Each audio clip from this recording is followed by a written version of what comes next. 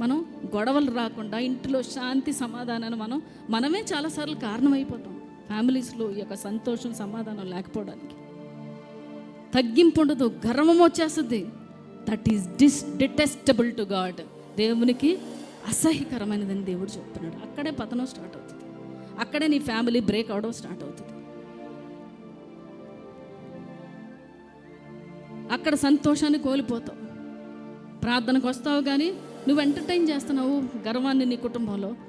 అహంకారం ఏలుబడి చేసేటట్టుగా నేను తగ్గను కూర్చుంటానంతే. సైతానుడు నీ నెత్తి మీద కూర్చుంటాడు, వచ్చి డ్యాన్స్ వేస్తూ ఉంటాడు. నేను ఎవరైతే అహంకారం గర్వాలతో ఉన్నవాడు, పోనీ మండు పట్టులకి వెళ్ళినా ఒకసారి అప్పుడప్పుడు జరుగుతూ ఉంటాయి ఫ్యామిలీ. మళ్ళీ వెంటనే రియలైజేషన్ పాయింట్కి వచ్చి, నా గర్వం వల్లే కదా నేను కుటుంబాన్ని పీకేసుకుంటున్నాను. జ్ఞానం లేని స్త్రీగా ఉంటున్నాను కాబట్టి నా కుటుంబం కట్టబడట్లేదు.